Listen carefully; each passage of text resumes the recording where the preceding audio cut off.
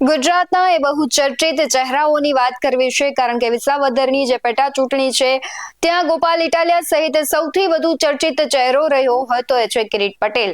પરંતુ કિરીટ પટેલ અને ગોપાલ ઇટાલિયા અત્યારે એકબીજાની કોમ્પિટિશનમાં છે, ત્યારે કિરીટ પટેલ છે તેમના પર ભ્રષ્ટાચારના આરોપ લાગે છે, ઓડિયો વાયરલ થાય છે. અને પહેલા પણ 2024માં એક ઘટના એવી બની હતી કે જેમાં જે ભાજપના જ નેતાઓ છે તે કિરીટ પટેલ ઉપર મસમોટા ભ્રષ્ટાચાર આરોપ લગાવે છે. નમસ્કાર, આપની સાથે હું ભગવતી વિશાવડિયા. વિસાવદરની પેટા ચૂંટણી જ્યારથી જાહેર થઈ છે ત્યારથી ભાજપ, કોંગ્રેસ અને આમ આદમી પાર્ટી છે એડી ચૂંટણીનું જોર લગાવી રહ્યા છે. અને ખાસ કરીને આમ આદમી પાર્ટી અને ભાજપ છે તેના વચ્ચે મહાસંગ્રામ હોય તેવું લાગી રહ્યું છે. જે ભાજપના કહેવાય છે ઉમેદવાર છે કિરીટ પટેલ, તે અત્યારે તેમનું જ્યારથી નામ જાહેર થયું છે ત્યારથી તે ચર્ચાનો વિષય બન્યા છે. કારણ કે આમ એક બાજુ જોઈએ તો તેમનો રાજકીય ઇતિહાસ પણ લાંબો છે અને વિસાવદરની જનતા છે તેના માટે તે આગામી સમયમાં ખેડૂત કામ કરશે તેવો જાહેર મંચ ઉપરથી વાયદા કરી રહ્યા છે. અને ખાસ કરીને તેઓ અત્યારે છે તે એક વખત તેમણે જાહેર સભામાં રુદન કર્યું અને ક્યાંક ને ક્યાંક તે રુદનને લઈને જે વિસાવદરની જનતા છે તે પીગળી જાય તેવું લાગી રહ્યું છે. પરંતુ આ બધાની વચ્ચે જ્યારે કોઈ પણ ઉમેદવાર છે ચૂંટણીમાં ઉમેદવારી ફોર્મ ભરે છે ત્યારબાદથી તેના કહેવાય છે ભ્રષ્ટાચારની પણ પોલ ખુલતી હોય છે. તેવી જ રીતે એક ઓડિયો વાયરલ થયો છે અને કિરીટ પટેલ પર ભ્રષ્ટાચારના આરોપ લાગ્યા છે.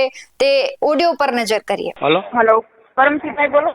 હા, હું કિરીટભાઈ પટેલની ઓફિસથી વાત કરું છું. આજે સાંજે 5 વાગે વિસાવદર બેઠકના ઉમેદવાર કિરીટભાઈ પટેલ તમારા ગામ ખજૂરી હળમતિયામાં આવી રહ્યા છે. એક વાત કરું બેન, એક વાત કરું. જો તમારી વાત સાંભળો એને મેસેજ દેજો. આ બેંકનું તમામ વહીવટ બેંકમાં ભરતી કરે કોણ કરે? કિરીટ પટેલ કરે ને. સર, તમારો અવાજ નથી આવતો, સર ક્લિયર બોલો. હવે બેંકમાં ભરતી કરે બેન, હા, એ કિરીટ પટેલ ભરતી કરે ને. હેલો સર, તમારો અવાજ નથી આવતો. હવે બેંકમાં ભરતી કરે છે, આ મેનેજર ની બધા ભરે એમાં કિરીટ પટેલ ભરતી કરે. હેલો, હા, કિરીટ પટેલ ભરતી કરે બેન. અને એના જે પાઇકિયા રહ્યા કિરીટ પટેલના, ઈ બધા ભ્રષ્ટાચાર કરે બેન. હવે એ ખેડૂતને ધારી ગુંદારી, વાંદરવડ, છોડવડી એવા ગામમાંથી પૈસા ઉપાડી લીધા એના માણસોએ. તો બેન આમાં કિરીટ પટેલ ને ધ્યાન દેવું જોઈએ. કિરીટ પટેલ એક શબ્દ નથી બોલ્યા આની માથે, અને એના માણસો જ છે. અરે મરી ગયા ખેડૂત બિચારા. વિચાર કરો, એ 5-6 કરોડ રૂપિયાનું કરી નાખ્યું. આવા માણસો મત દેવાના હોય બેન? હા સર. હે બેન? હા સર, આવા માણસો મત દેવાના હોય? અરે તમારે નો રહેવાય એમાં બેન ભેગું. એના ભેગા બળાત્કારી રખડે. તમે જોવો ખરો ઓલો વિષયનો જસદણ વિષયનો બળાત્કારી. હવે તમે સલામત નહીં રહ્યો બેન એમાં.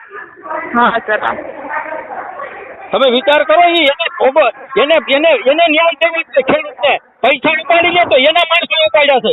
એ કઈ ખેડૂતના માણસો નતા જે ઉપાડ્યા. એ બેંકના માણસો. બેંક કેની?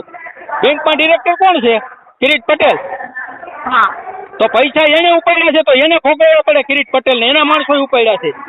હા સર, એનો ન્યાય અપાય પછી મત માંગવા આવી ગયો તમે બેન. હા સર.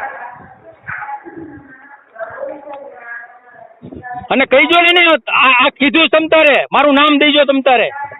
હા સર.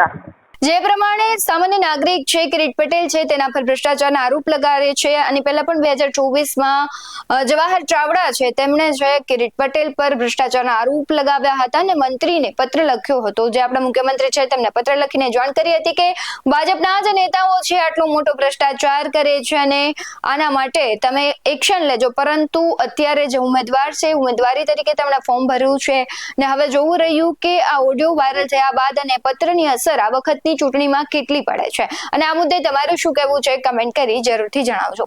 આવા જ વધુ અહેવાલો સાથે ફરી મળતા રહીશું. તમે અમારી YouTube ચેનલને સબસ્ક્રાઇબ કરવાનું, અમને Facebook અને Instagram પર ફોલો કરવાનું ભૂલશો નહીં. બાકી નવી અપડેટ્સ મેળવવા માટે જોતા રહો BS9 TV ન્યૂઝ. નમસ્કાર.